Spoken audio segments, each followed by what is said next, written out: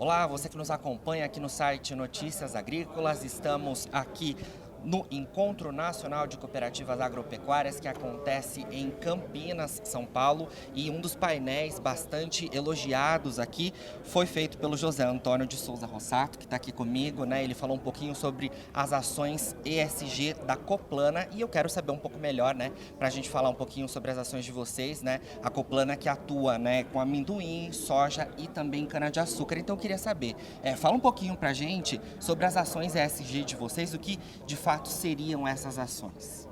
Olá, Jonatas. Olá, amigos do Notícias Agrícolas. O tema ESG, Jonatas, ele acabou ganhando tração após a pandemia, né? Ainda na pandemia, né? Não chegamos ainda no final dela. E foi um momento em que houve um questionamento sobre o modelo capitalista de fazer negócios. Um questionamento sobre o lucro concentrado, o resultado concentrado e a pouca distribuição. É uma agenda que casa perfeitamente com o cooperativismo. Uma agenda que as cooperativas já fazem de longa data, que é desenvolver pessoas através de uma atividade econômica. Então, o ESG, que é a nova roupagem da sustentabilidade, ela ganhou tração agora com a pandemia.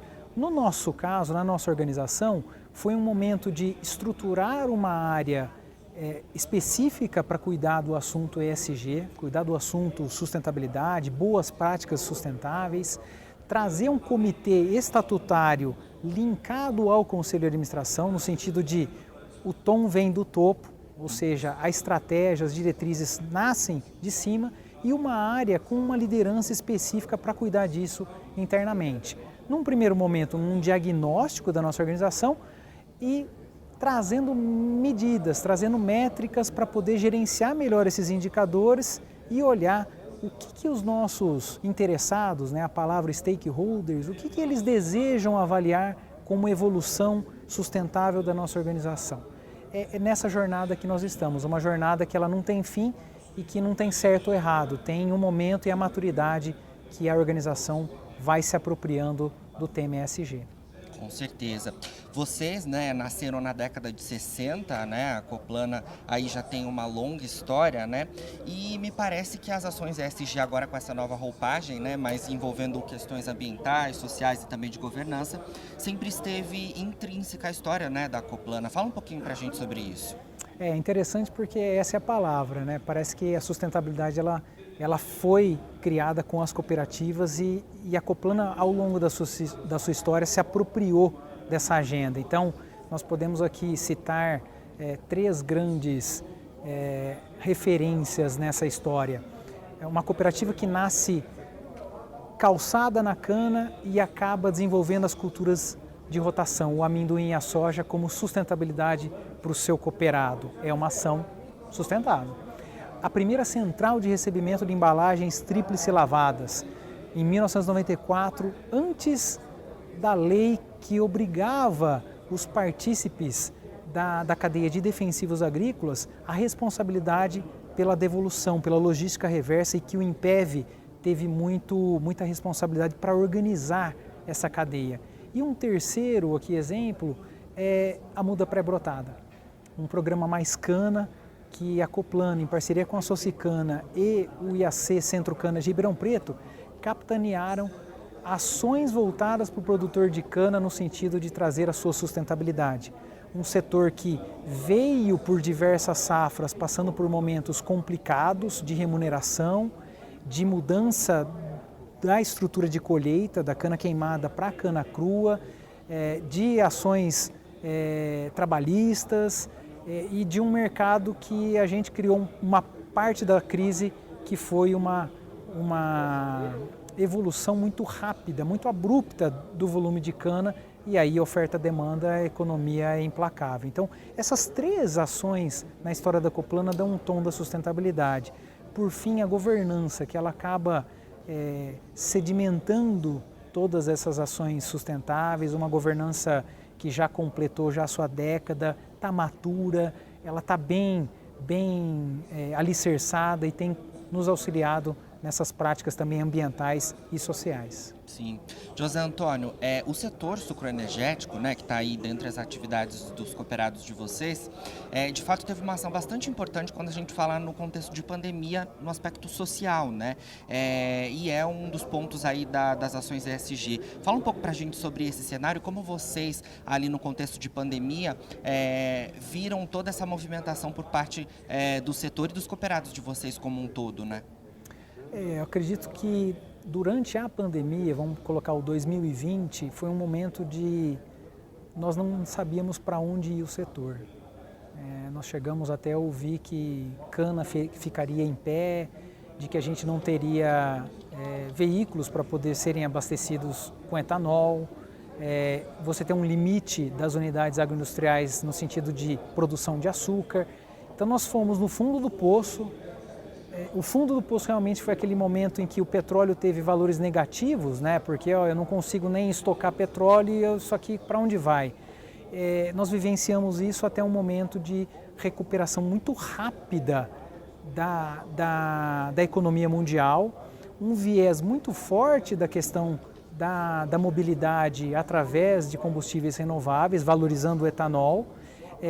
O açúcar numa recomposição de preços junto às outras commodities, principalmente as softs, e um momento em que nós tivemos intempéries climáticas que também complicaram, aí já falando da safra 21-22, que é essa que nós estamos finalizando.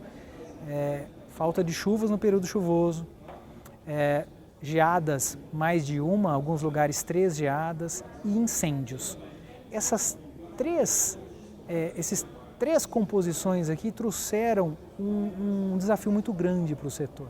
Então nós estamos num momento em que a gente ainda é em pandemia, saindo com a valorização do combustível renovável, da eletrificação através da biomassa, o etanol 2G através de 50% a mais de etanol na biomassa, e um combustível que ele se coloca como uma oportunidade para o nosso país dentro das metas que estão sendo colocadas dentro da COP. O açúcar passa a ter na Ásia e na África aí, mercados oportunos para a gente colocar e uma repentina retomada de preço. O setor hoje tem vivenciado uma recomposição de preço, mas que boa parte está sendo feita, construída em cima da falta de cana. Então, nós ainda não tivemos aquela safra para tirar uma foto e colocar num quadro na parede, que é ter produtividade, ou seja, ter muita cana, produção alta, com produtividade, por hectare interessante e com preços remuneradores. A gente tem vivenciado nas últimas safras um ou outro, e aí é o desafio da agricultura. Com certeza. E como podemos olhar a safra 2022-23, que logo mais está batendo aí a porta, para os cooperados de vocês, e também o futuro da jornada ESG para vocês da Coplana? Fala um pouco para a gente sobre essas perspectivas aí.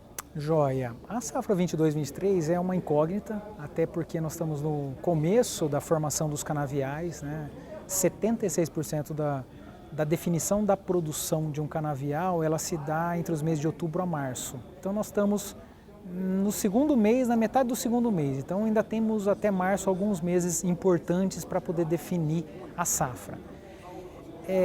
Fica difícil imaginar que nós vamos ter uma safra tão complicada em termos de produtividade como foi a atual, a 21-22, com 3 geadas, com seca como foi e com os incêndios como foram. Eu acredito que a gente deixou para essa safra as notícias ruins em termos de produção, em termos de dentro da porteira. E aí a nossa expectativa é de uma safra que vai vir com uma melhor recomposição de produtividade nos canaviais. Entretanto, o desafio é o custo. Uma safra que ela está sendo construída com insumos caros, especialmente os fertilizantes, os defensivos com uma questão logística e de suprimentos ainda a ser acompanhada muito de perto, e o diesel muito mais caro do ponto de vista da importância que ele tem como um fator de produção. Então é uma safra que a gente não sabe ainda como vai ser a produtividade, mas com uma expectativa positiva, mas ao mesmo tempo de margens mais achatadas, porque o custo ele está com uma subida significativa. Em relação à agenda ESG, é uma jornada.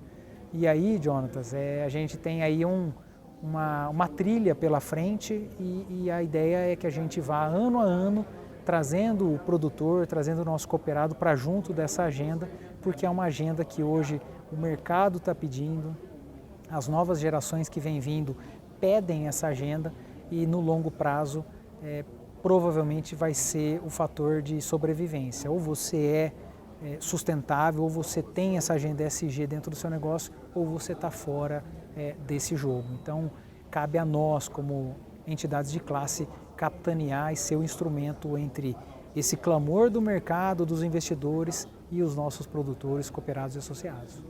Excelente. José Antônio, muito obrigado pelas suas informações aqui com a gente do Notícias Agrícolas, viu? Informações preciosas para a gente. Então, falei aqui com José Antônio de Souza Rossato, vice-presidente da Coplana, ele que foi um dos palestrantes aqui neste dia tão importante do Encontro Nacional das Cooperativas Agropecuárias do Brasil, que acontece aqui em Campinas, e o Notícias Agrícolas segue acompanhando toda a movimentação por aqui.